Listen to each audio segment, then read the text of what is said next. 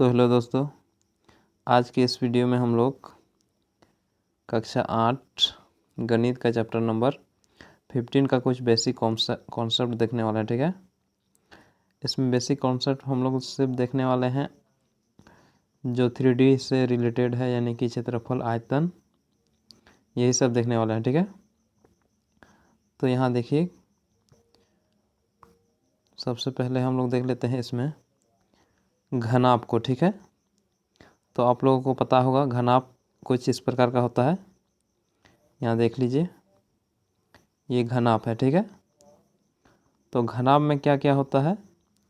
लंबाई होता है, ये रहा L, इसको हम लोग लंबाई कह सकते हैं। ठीक है, यहाँ से यहाँ तक है लंबाई, और चौड़ाई ये रहा, नीचे में है चौड़ाई जो ये वाला। ठीक है, B, और ऊंचाई ये है हम लोग का। ठीक है, तो आप लोग देख पा रहे होंगे, ये रहा लंबाई, और ये चौड़ाई, और ये ऊंचाई।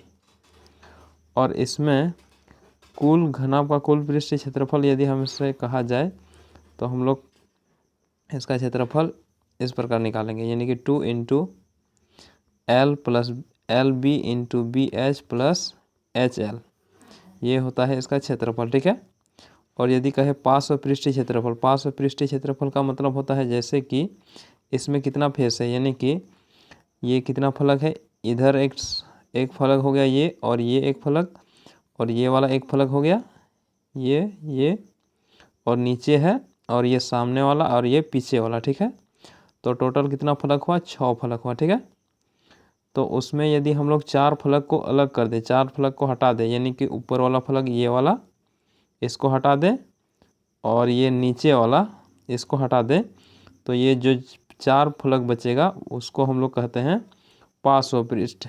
ठीक है, पार्श्व पृष्ठ का मतलब साइड वाला। ठीक है, ऊपर वाला भी नहीं और नीचे वाला भी नहीं, तो उसको क्या कहा जाता है? पार्श्व फलक। तो यदि पार्श्व फलक का हम लोग क्षेत्रफल निकालेंगे, तो यहाँ देखिए, ऊपर और नीचे को काउंट नहीं करेंगे। ठीक है, सिर्फ हम लोग ये वाला एक बार हटा लेते हैं एक बार। तो यहाँ देखिए, उसमें हम लोग क्या इंक्लूड करेंगे? ये वाला फलक जो साइड में है, और ये वाला फलक साइड जो इस साइड में है, और ये वाला जो पीछे में है। ठीक है, ऊपर और नीचे को काउंट नहीं करेंगे, किसमें? पार्श्व पृष्ठीय क्षेत्रफल में। ठीक है, और उसका फॉर्मूला ये होता है। और यदि हमें आयतन कहा जाए घनाभ का, तो आयतन क्या होता है? L into H into B. ठीक है, ये होता है। इसको आगे पीछे गुना में हम लोग कर सकते हैं, यानी कि एच को कभी आगे भी लिख सकते हैं, उसके बाद बी या एल जो भी, इसको आगे पीछे कर सकते हैं। ठीक है, यहाँ एल बी एच कहा गया, लिखा गया है। ठीक है, तो ये था घनाभ का केस। अब हम लोग देखते हैं दूसरा, यानी कि घन किस प्रकार होता है। तो ये देखिए, ये है हमारा घन। ठीक है, तो इसमें कहा गया घन का कुल पृष्ठीय क्षेत्रफल क्या होता है? 6 इंटू ए स्क्वायर। ध्यान दीजिए, ये वर्ग का बना होता है, और प्रत्येक भुजा इसका a सेंटीमीटर, यानी कि इकाई a इकाई है। ठीक है, लंबाई a है, और ऊंचाई भी a है, और आधार नहीं, इसको क्या बोलेंगे, चौड़ाई भी a है। और उसका हमें कुल पृष्ठ पूछा जाए, कुल पृष्ठीय क्षेत्रफल, तो हम लोग क्या करेंगे? 6 इंटू ए का स्क्वायर, यानी कि भुजा जो दिया रहेगा उसका स्क्वायर कर देंगे और 6 से गुना कर देंगे। ठीक है, तो हमारे पास कुल पृष्ठीय क्षेत्रफल आ जाएगा। कुल पृष्ठीय क्षेत्रफल का मतलब क्या हुआ?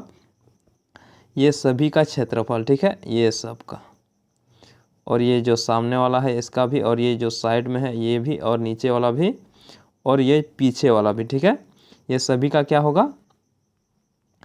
ऐड करने पर, मतलब क्षेत्रफल ऐड करने पर जो निकलेगा वही होता है कुल पृष्ठीय क्षेत्रफल। ठीक है, चलिए अब हम लोग देख लेते हैं इसका पार्श्व पृष्ठीय क्षेत्रफल। पार्श्व पृष्ठीय क्षेत्रफल जैसे कि हम लोग ने देखा था किसमें? आयत में, उसी प्रकार इसका भी पार्श्व पृष्ठीय क्षेत्रफल में हम लोग काउंट किसको करेंगे? आगे वाला, उसके बाद ये साइड वाला, उसके बाद ये पीछे वाला, और ये साइड वाला। ठीक है, तो हमारा नीचे वाला और ऊपर वाला रह जाएगा।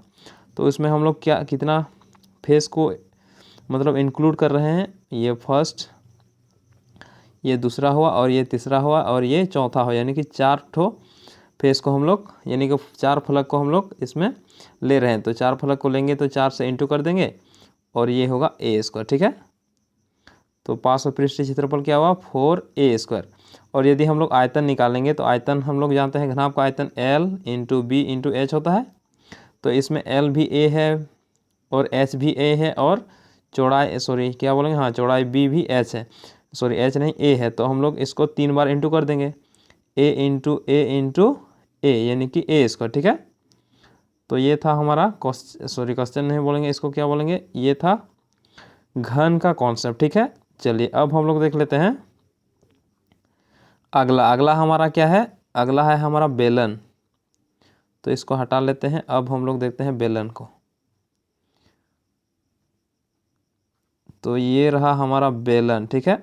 ये तो बेलन में देखिए, बेलन में क्या क्या होता है, बेलन में होता है ये ऊंचाई होता है, बेलन में एक ऊंचाई होता है ये वाला H, जिसको हम लोग H से डिनोट करते हैं। उसके बाद ये त्रिज्या होता है, ठीक है।